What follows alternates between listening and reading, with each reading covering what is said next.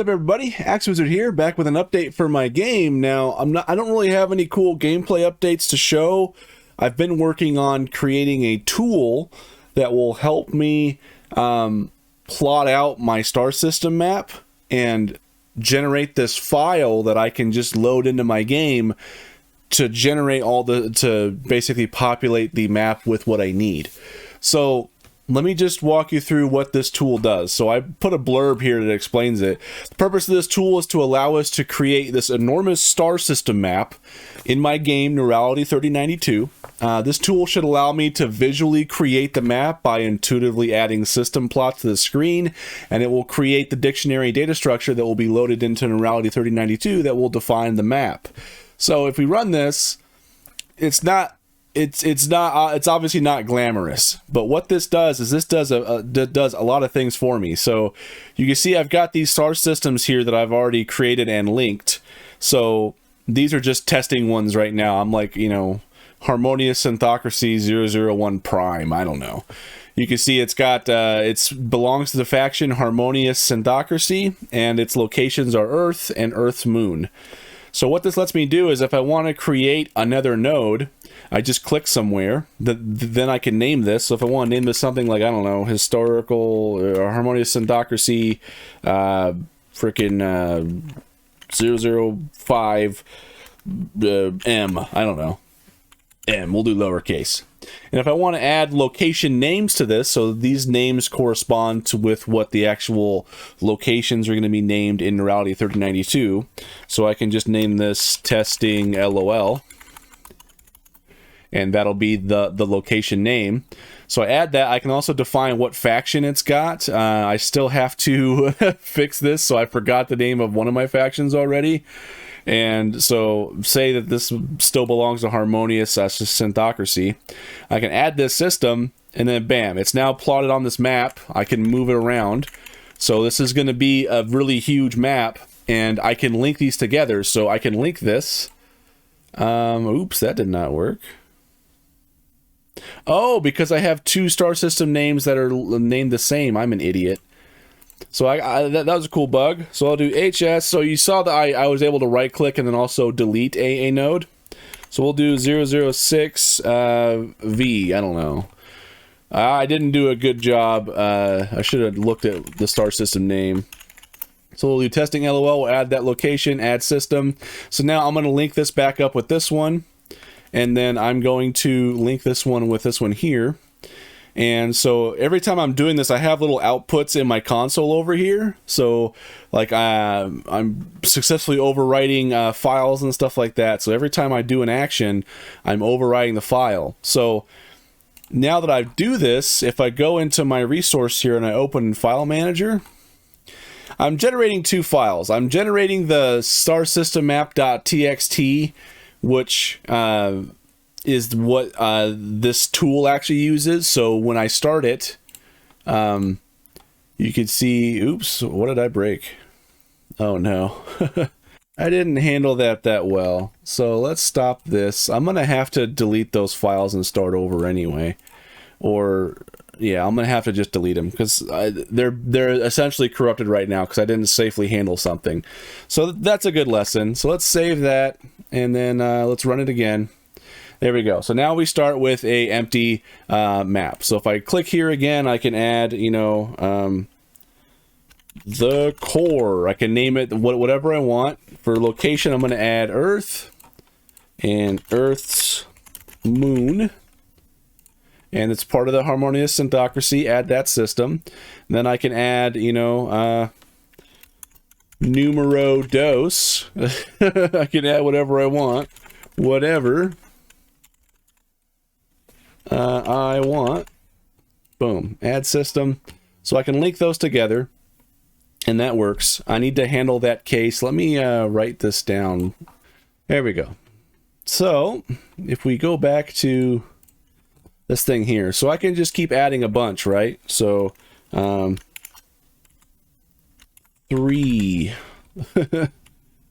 Woohoo, right? I can keep adding these. You get the idea, and then I can link them. I can also unlink them if I don't want them to be linked anymore. I just link it again. Just click and doing that. and I can have multiple links and stuff here. So you can see these are all linked, so you can go to either. Or if I don't want that to happen, I can unlink those. So that's the core of what it's doing. So if I save this, so every time that I make a change, it's overwriting those files. So if I go back into my star system mapper tool, you can say I have this JSON file here. And if I pop this bad boy open with, do you want to reload it and lose the changes made? Yes, I don't want to keep those changes. So if I copy all this, and I don't have the plugin installed for Notepad++ to just do a JSON pretty print, which I should. So I'm just going to go online and do it. And if I just get rid of all this, you can see that it generates this JSON for me, which is basically a dictionary in Godot. So you can see this is a dictionary that has every one of our star systems, and the properties that we need to carry is the name.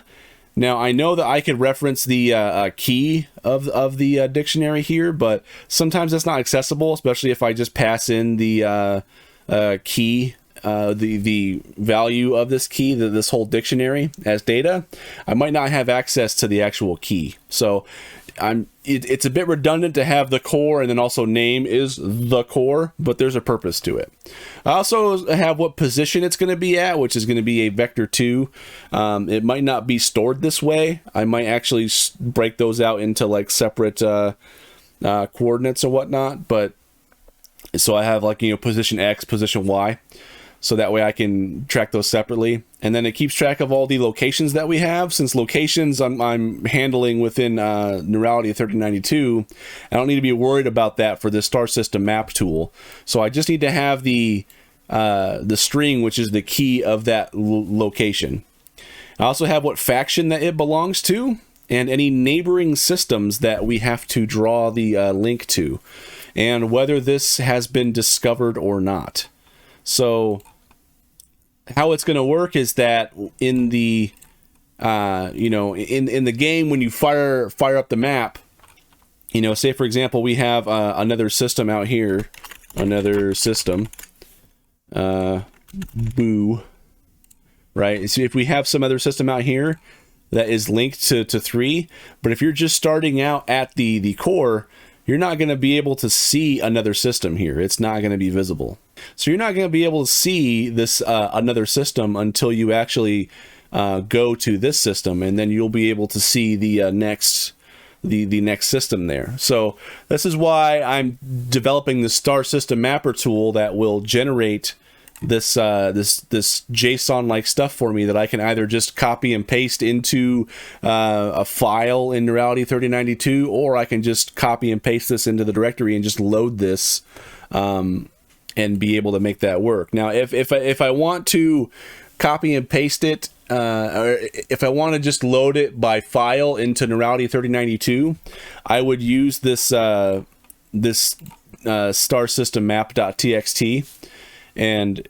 But for right now, like I'm also writing it as JSON, so I'm writing both files so that I can easily see what's going on here, because I don't know which approach I want to take. But right now, this lets me clearly see kind of what data that I have.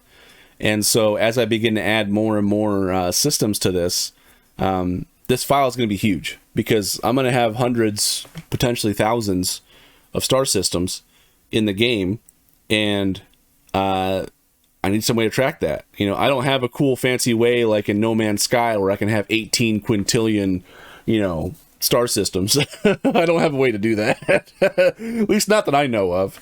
I'm sure Godot could probably handle it. Who knows? But this is how I'm handling it here. So I'm going to have a set number of systems that I'm going to determine in this tool. So my next step is what I wanted to have happen before I created another devlog was I actually wanted to have this tool done, and then I also wanted to have in Neurality 3092, I wanted to have, multiple locations set up and done. But the problem is, because in Neurality 3092, a lot of the code I've done regarding, creating locations when the game starts, and how locations are defined, as in addition to spawning ships in that system. And I don't even have a way to like boost out of the system yet. So there's a lot of stuff that I have that's a kind of rough code that's just proof of concept stage just to get by. And so it's turning into a much bigger deal to implement the star system map than I anticipated. So I wanted to have the next devlog just be both in one. Like, hey, check out this cool system tool, and this is the end result of what it does. But it was going to be like a 5-hour devlog. So let's just show off the tool. I'll go into the code on what I've got so far for it. And yeah, so let's just start with variables here. So first things first is like, this is our master thing here. So everything, the star system map, this is a dictionary. This is what everything derives from. So I'm storing everything here. So this whole JSON thing you saw here, that's pretty much the star system map. Every key is just the name of a star system, and then that star system contains all the values and data needed for that specific system, such as the name, locations, faction, neighbor systems, position, whether it's been discovered, so on and so forth. So that's my master dictionary, right? Everything is just a big dictionary. So I've also got paths of where I want to store these files, so I can either load them or write to them. And then I don't even think I'm using this anymore. Yeah, I think I got rid of that. To do, determine if this is even used anymore. I guess we could just do Control F. 2 matches. So yeah, I could safely say that we're not using mode. Okay. Yeah, that was early on. So okay. We're also tracking the last mouse position. So when I click on the screen, I need to keep track of that last position, so when it pops up the window to allow me to enter in stuff to create the star system, it also has that position logged. So that's what the position sets here, is that last mouse position whenever I create a system on the map. I'm also keeping track of whether or not we currently have a UI window active or not, and I just set this flag manually whenever I do something. So when I click a system, you can see down here it says like new system window created. So right now that UI window active would be true. And then once I hit cancel, it sets that to be false again. The reason being so that I don't conflict mouse input, clicking. So say for example, if I click over here, that sets the last mouse position, but if I click in this box, I don't want to set that mouse position again. I want to keep that original mouse position. So that's how I handled that.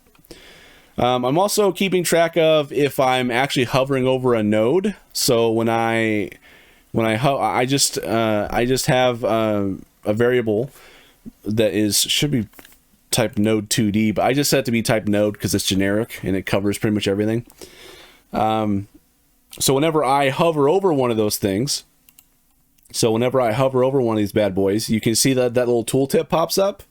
That's also determined by hovered, and it also determines what happens when I click it. So if I click it, you can see it turns a different color. And if I click it here, I can unlink it.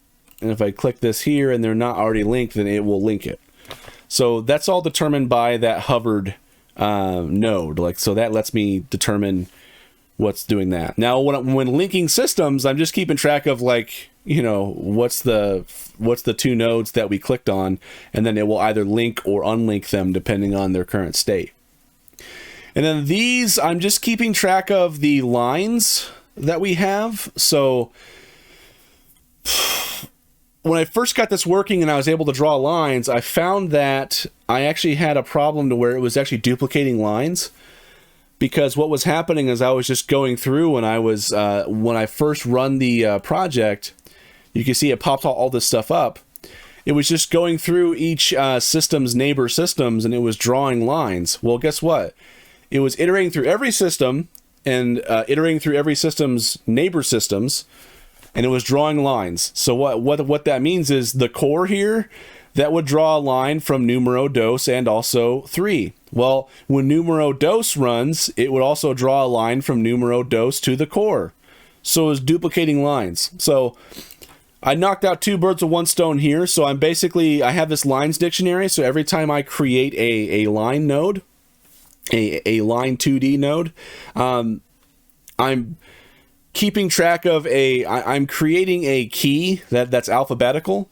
So that way, if you know, node 1 and node 2, you know, I don't want to have like node 2 and node 1 be the key. I always want it to be the same. So if you just alphabetize it, you can always determine if you have that line already drawn. So it prevents that from being drawn. Also, it allows me to delete these lines if I delete a node. So if I delete, if I right click one of these bad boys and I delete another system, it also removes the line, and so I can keep track of that with that.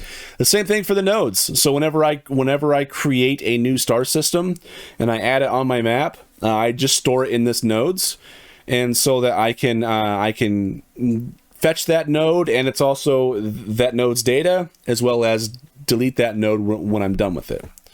So I'm just storing those there. So there's probably lots of like data redundancy here that I could probably streamline, but this is how I've got it working. We'll see how it works once I get more and more star systems added, but yeah, so fun stuff there.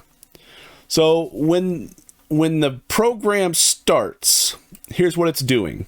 Let me get this out of the way.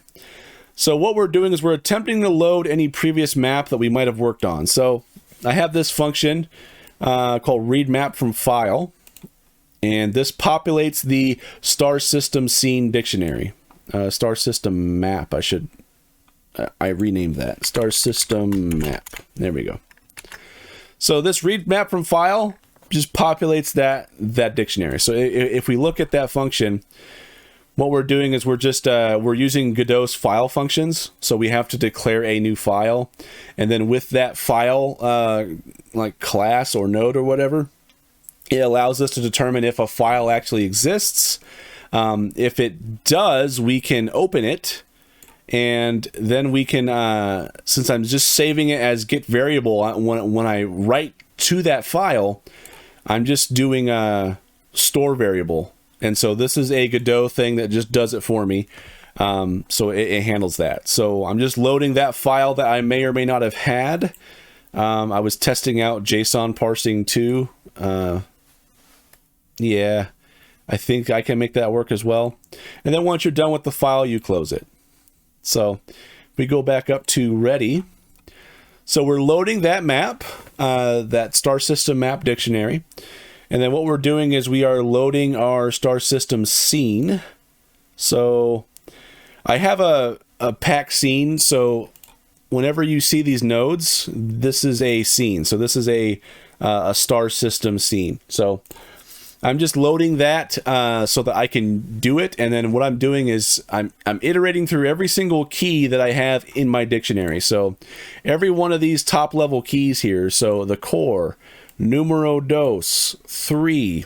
I'm just looping through every single key that is in this dictionary. Every single top level key. And so you see 4 key in star system map.keys. And I have this function called add star system to scene, and I just pass in what the key is, which is going to be the name of it. So if we look at the key, so the core, it's a string. That's the identifier for it. And then we're also passing in the scene that we want it to use. So I did this here, that way I'm not loading the scene like every time. I just load it once, and then we just use that same packed scene to instance a bunch of those scenes on our main scene. So let's look at what this function does. So this function here just instances the star system scene. And then we are setting the star system data for that node, because whenever we mouse over it, we want to have a tooltip that displays what it is. So what we do is that when we create it, we're just passing all the contents of that key. So if we look at our JSON, you can see here we have the core. So we're just setting star system data as everything here. So that's why we needed the name included in this data so we can access it. Because once I pass that over, it doesn't have access to that top level key anymore. All it knows is what I gave it. So that's why I have that redundant the core, the name the core. That's why that's there. So I'm just setting the star system data for that scene, which is just another dictionary, which is exactly what I just showed you. I'm adding it to our scene. I'm also updating the global position from the position that we have. I'm also connecting signals. So that scene has a few signals that I made to determine if you hover or unhover, like you're no longer hovering over it. And let's see here. And then I'm also adding that node because I create it. I'm also adding that node to my nodes dictionary, which I'm keeping track of, so I can delete this node later if I want to right click on it. So that's what we're doing there. So for every node, every key in our star system map, we're adding that to the scene. And then we're also going to iterate through and add a line for each neighbor. So we're doing a loop inside of a loop here. So for neighbor, N is short for neighbor, in star system map key, which is the name of the system, neighbor systems, which is an array, I have this function called draw link, and that takes in just the name of the systems, so I can generate that unique alphabetical key. And it just takes in the position. So I want to draw a line from point A to point B. I have to specify what point A and point B is. So let's look at this function. So you can see that we have to name the line so we can prevent duplicates and allow us to delete it later. So I have this function called format line dictionary key, or just dict key. So if we look here, I explain my logic here. So to prevent duplicates and also to find lines should we need to delete them, we need to create a string like sysname1 and sysname2 with the system names being in alphabetical order. So this will prevent duplicates. So thankfully Godot, when you do like greater than or less than or equal to string comparisons, it does it alphabetically for you, which is super cool. I thought I was going to have to like convert it to like ASCII or something like that, and like go through and see if this character is higher up in the list than this character, and it was going to be nasty. But thankfully Godot made that super easy. So I'm just saying, hey, if name 1 is less than name 2, that means system name 1 is first out alphabetically. So then I'm just creating this string name 1 plus this little space and a dash and a space plus name 2. That's our key that we're saving. And so this is, I think, where we have to, let me see. There we go. So I'll save that there because I'll need to fix that later.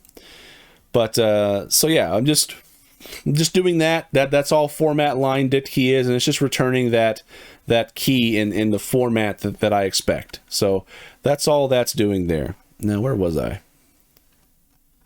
I got so much stuff here, man. So process, right. So we're drawing a link for every neighbor system. And then just for testing, I was printing out what the contents of the map is. So you can see down here in my console, I've got a bunch of gibberish down here. That's just me outputting that. So now that I've got that, so that ready function just draws out and adds lines and star system nodes of star systems I've already created that it loads from a file, which is going to be similar behavior that is going to be implemented in Neurality 3092 when you hit M for map or whatever and it brings up your star system map. It's going to essentially do something very similar to where it's going to load the data and then populate the map based on all that data. So I'll probably end up doing something very similar to this inside the game, but this is what we do in the tool. So in the process, which is running every frame, I'm detecting input. I should probably just use the actual input function that Godot provides, but I did it in process because that's what I was used to doing in Game Maker. You just do all your input detection in the step event, and so I just did it in the process function here, which I view as the the Godot equivalent of the step event in Game Maker. So I just do that here. You can do it either. I don't know if there's any pros and cons to doing it either way, but I just didn't process. So get wrecked, nerds. So I have a function that I can delete files. I forgot what button that was. So I forgot that I made that, because my worry was I didn't want to go into here and like accidentally select another file that I didn't want to delete and then have that be deleted. I would have to go into my recycle bin and do it. So I made a hotkey that I already forgot. Project. Let's go look at our input map. So delete files was F5. Okay, yeah. So if I hit F5, it will just delete those files, and it will also quit the game. So I'll have to remember that. So we are detecting some input here. So I'm detecting if we are right-clicking. And if we are right-clicking, we're not going to do anything if we already have a UI window active. We don't want to do anything there. So just do nothing. If we're not hovering over anything, do nothing. If we are hovering over something, make sure that the instance is valid. If it's not, set it to null and do nothing. And if it passed all those checks, we want to delete the star system. So if I right-click on a node, I want to delete that star system, and that does a lot of things. If we look at this function here, this deletes a star system node, removes from dictionary, and overwrites files. It also removes it from any neighbor systems of other neighboring systems. So let's just run through this here. So I can get rid of this. I got this to fire now. That was just a debug thing. So we're determining if the supplied node exists. If it doesn't, we can't do anything. So just do nothing. I should probably add some sort of like debug log here. Since this is just like an internal tool that I'm just using to work on my game, I'm totally fine with just outputting a bunch of garbage to the console, since it's just for me anyway. So whatever. Let's see. Unable to delete system. We don't have a valid node. There we go. So that's kind of like a little error message, except it's not really an error. It's just a thing I'm outputting to the console to let myself know, hey, something went wrong. So the node is valid, but before we can delete the node, we need to make sure that we clean up our star system map dictionary. First, let's check every neighbor system. So I'm going through here, so you can see I'm referencing the system node star system data. So if we go to our star system scene, you can see here I just have a dictionary, and I just allow the instance that created us to set that. So again, it's just when I create this, I'm just setting it to be whatever I have in my star system map for a certain key. I'm setting that as star system data. So if we go back to main, I'm just going through the neighbor systems, which is a array. So if we go here, you can see neighbor systems. It's an array, and I might have none or more neighbor systems. I mean, I should have at least one neighbor system. That way you can go to it. So it's going to have one or more. And I'm just iterating through all the neighbor systems. So for here, I'm just removing ourselves from each of our neighbor systems array.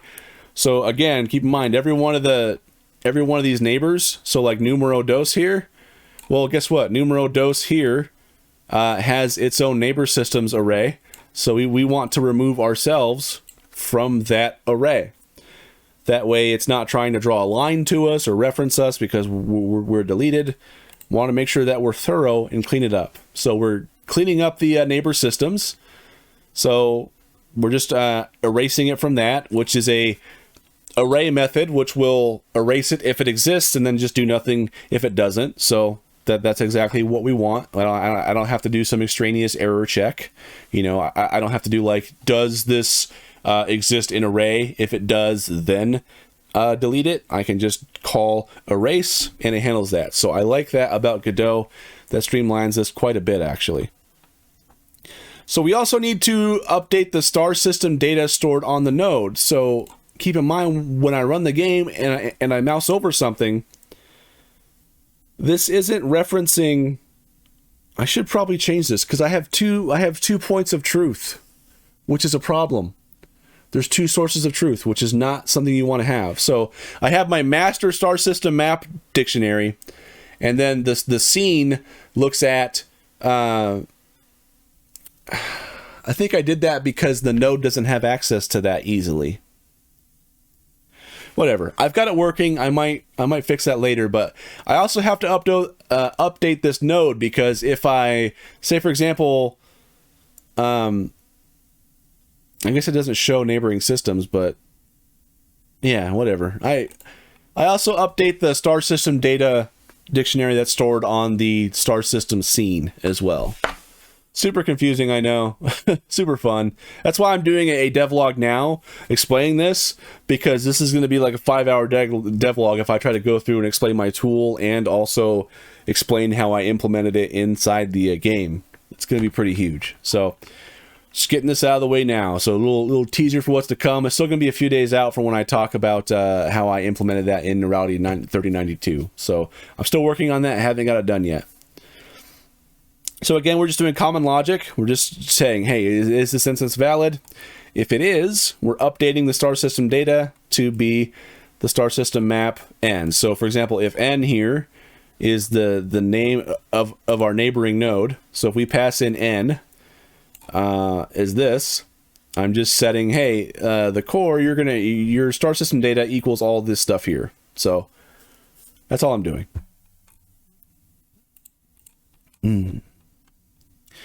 Once we've cleaned up the star system data for the neighbor systems, and we've also erased ourselves from their neighbor systems array, we also need to delete any line 2D nodes. So this is where it's handy to have that format line dictionary key, so I can delete that. So I'm just getting the line name, which is being generated by this function.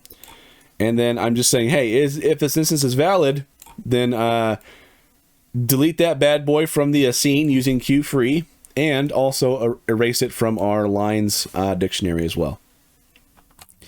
So now that we've cleaned up our neighbors lists, let's remove ourselves from the dictionary. So then on my star system map, which is my master star system map, I'm just erasing myself from it. So again, I have to have star system data name. I'm just erasing myself from it. Then the data should be cleaned up now. So now that we're done with it, we can delete that node safely. So I'm using QFree to delete it. And then once all that's done, I'm overwriting the files so that I don't load that in later when I deleted it. So that's what that does. So now if we go back up here to process, so that was deleting star systems. So now left click has a few different functionalities depending on if we are creating a new system or if we are linking existing systems. So we're doing similar logic. We're checking if we're pressing our left click. If we already have a UI window active, we're not doing anything. If we are not currently hovering over any node, then our intent is to create a new system. So then we are updating our last mouse position with the get global mouse position. We're loading this new system scene, which is my UI, that has the fields to where the user can enter in stuff. And from there, we're instancing it. We are adding it to our canvas layer, which I added here. So that way my UI is always in the same spot. So if I fire up the game and I click over here, you can see it shows up there. But if I move the map over here somewhere else, say if I want to add a node like way up here, the screen was like showing like way down there for some reason. So if you just have a canvas layer and you just draw all your control elements to that, you won't have that problem. So I'm adding that as a child of the canvas layer. I'm connecting the signals from it. So whether I want to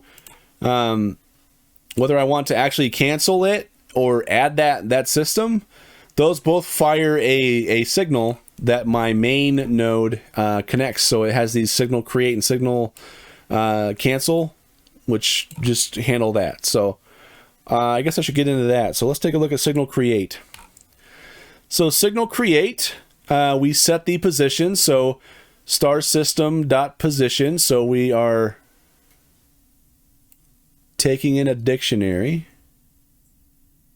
Oh, I got you. All right. Because signal create, when we click the create on this, what it does is as I'm typing stuff, what it's doing is it's actually modifying a dictionary, and then when I add system, it just passes that dictionary, and so that's what that does there.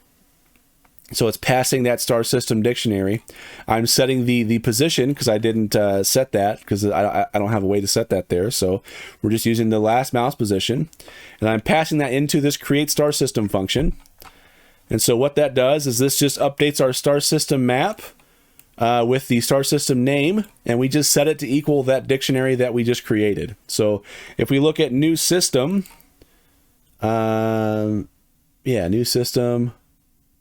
Here we go. So you can see this is the star system dictionary, and it just has the data that we need that you see here. So that's where that all comes from. It's from that new star system scene. Then I have a function called add star system to scene, and this just puts it on the map for me. So it puts it, it instances the node, it adds it as a child of main, and it sets the global position. It also connects the hover and unhover signals, and sets the and adds it to our node dictionary so we can manage it. So that's all that does. So yeah, I went over the signals, did that. I'm setting our UI window active to true when I bring up that window, and I have that little debug line that says new system window created. If we are not hovering over anything, or if hovered doesn't equal null, which means that we are hovering over something, our intent is to link systems, is to link or unlink systems. So what we're doing here is we're just, again, checking if the instance is valid. If it's not a valid instance, just set it back to null. If we have already clicked on a system, so we're checking if link 1 also equals null. If it doesn't, or if it does, then we're setting link 1 to equal hovered. So when I run the thing here and I click on it, so this is link 1. When I click on something, this is link 2.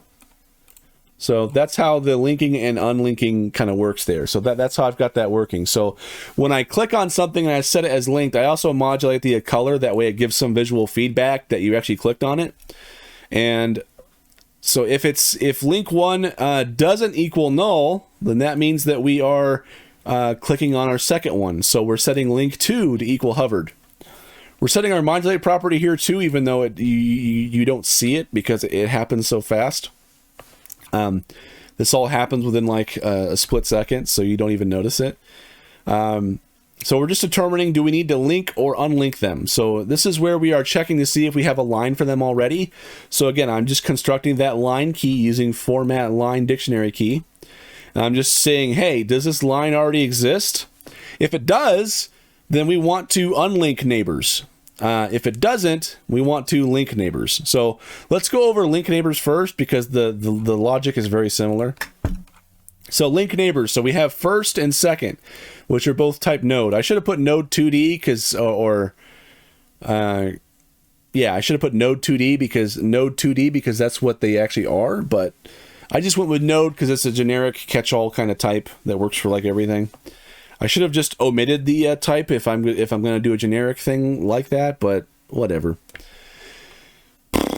Ensure both nodes are valid. So again, just doing standard stuff here, saying we're just checking if these nodes are valid. If they're not, invalid nodes, I log it and then do nothing. If the nodes are valid, ensure the nodes aren't already linked. So what I mean by linked is that they exist in each other's neighbor systems array. So I'm just checking that there for both of them. And if they don't exist, then I'm setting them as neighbor systems. Once that's all taken care of, I'm doing my draw link function again, which I think we already went over. I'm pretty sure we did. Yeah, draw link, format line dictionary key. We're generating that, determining if we already have it. If it does, we're not doing anything. If we do need to draw a line, we're just creating that line 2D new. We're adding it as a child and then setting the positions.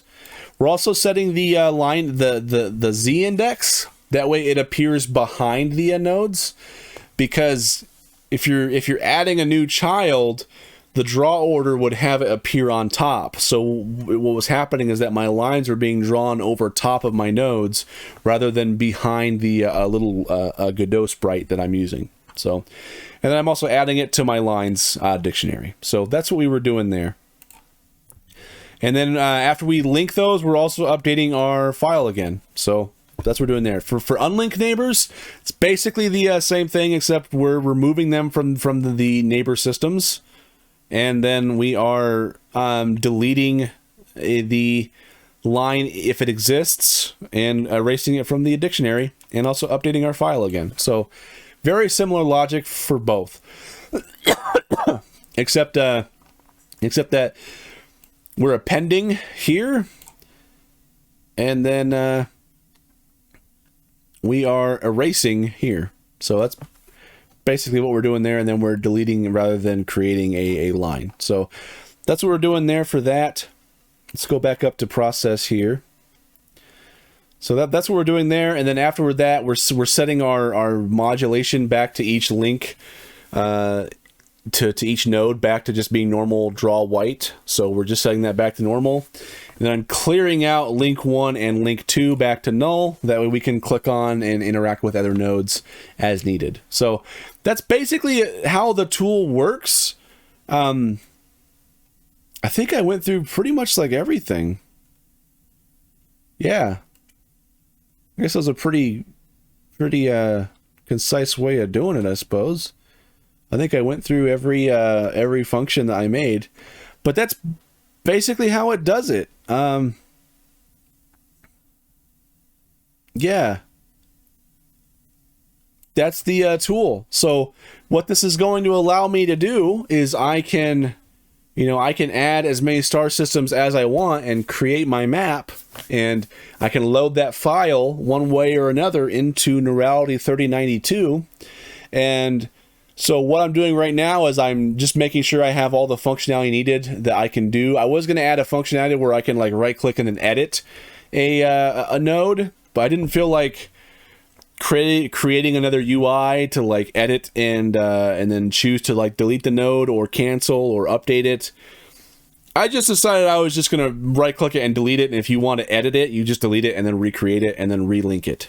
So that's what I got going there. I'm going to add in like more factions and stuff as I create them. I'm going to add in the other name that I forgot here. I'm going to make sure these are all coinciding with what factions are actually in Neurality 3092. And then, yeah, so that's super fun. And once I get a few of these, I'm going to start out with like 5 or 6 locations. And I have to create the locations and stuff in Neurality 3092. And I have to go and decide how I want to handle locations, because how I had it in Neurality 3092 is I was actually creating scenes like I was for all of my ships. But if I'm going to have hundreds, potentially thousands of star systems that may have multiple locations inside them, I don't want to make thousands of scenes. Especially if they're all doing the same thing. Like every location scene has the sprite of like the planet or space station, and then I'll need to figure out a way to dynamically determine like collision masks for the area 2D, the collision shape. So like when you mouse over it and stuff like that, and also to determine if you can land on it or not, if your ship is close enough.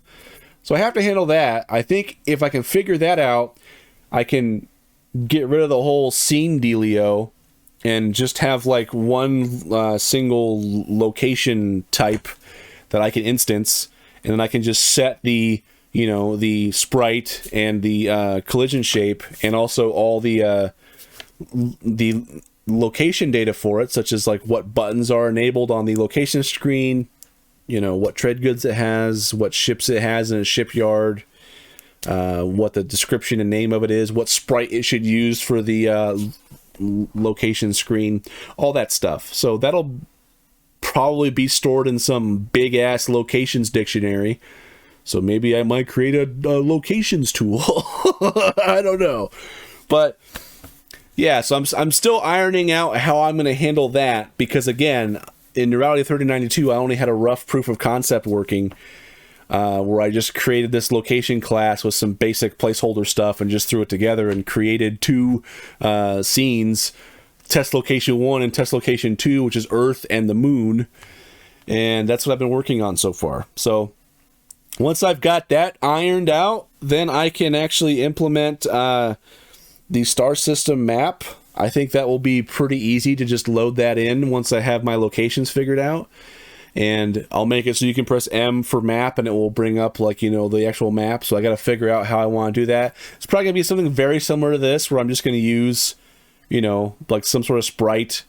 I might hand draw it to be like a node. And then it's going to have a line connecting it. And yeah, if you haven't discovered it yet, you won't be able to see beyond it. So if all I've discovered so far is just the core, I can see numero dos and 3, but I won't be able to see any systems beyond that. So you'll be able to explore and find new stuff. So yeah, that's what I'm working on there. And then once I do that, then I have to figure out how I want to handle them, like actually boosting out of the system. So I think what I might do is I might have them like I might have the ship start just boosting super fast, and then just have a bunch of particle effects go by to make it look like you're going super warp speed. And then I'll just have like the screen flash and then like load the new star system, so it'll populate all the locations and, you know, spawn in any ships that should spawn. I also have to figure out how to determine what ships should be spawning in what star systems. So, for example, if I go to some, like, Zerzalian's star system, I don't want to be spawning harmonious synthocracy ships unless there's, like, an attack going on or something. So I still got to figure that out, too. So it was a bit bigger than I thought. Like, oh, I'm just going to make it so you can boost to another system. Well, I could implement that, but if I want to do it right and implement these systems to where I can just plug and play, to where once I get everything working in Neurality 3092... then I can just come back in here in this this tool and just start knocking out the rest of these nodes and create my actual big ass map, and then I can go through and populate all my locations. And whenever I go to one of these locations, these star systems, it'll just pop in all the locations and everything. So yeah, that's the star system mapper tool.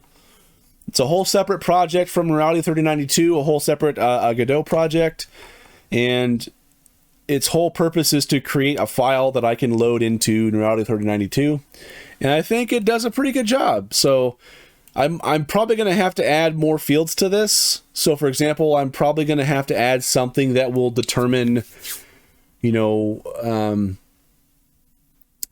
like ship density. So, for example, if it's a super barren system, I don't really want to be spawning like 5 ships every 10 seconds or like whatever I have it set to now.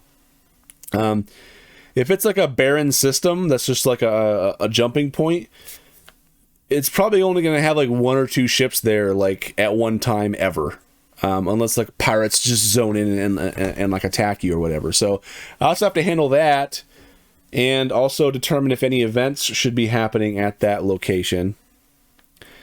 So that might also tie into this as well. So I've got some thinking to do there, but that's where I'm at. So it's probably going to be another few days, if not like another week or 2 for my next devlog, depending on how big of this thing is. But my next devlog, what I want to have happen is I want to be able to load up my game. So if I pop this open and load my game here, I want to be able to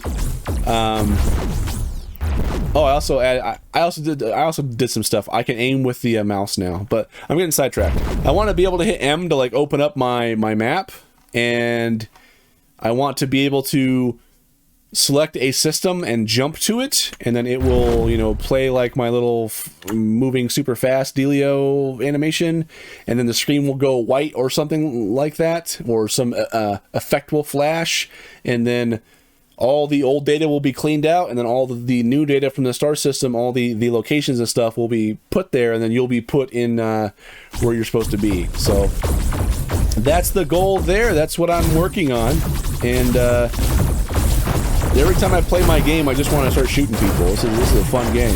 Bam. Get wrecked, scrub. Alright, well, while I'm here, I might as well go see what's going down. Whee! Oh, there's a lot of... Oh, my God. There's like nothing but enemies here. This is terrible. What are you guys even doing? Anyway, so that's the goal. That's what I'm working on. Lots of stuff to do, but I'm making progress on it. So I know it's been a few days since my last devlog. Had some people asking about it, so that's the status. But thank you so much for watching, and I'll see you in the next episode, hopefully with a lot of cool stuff to show.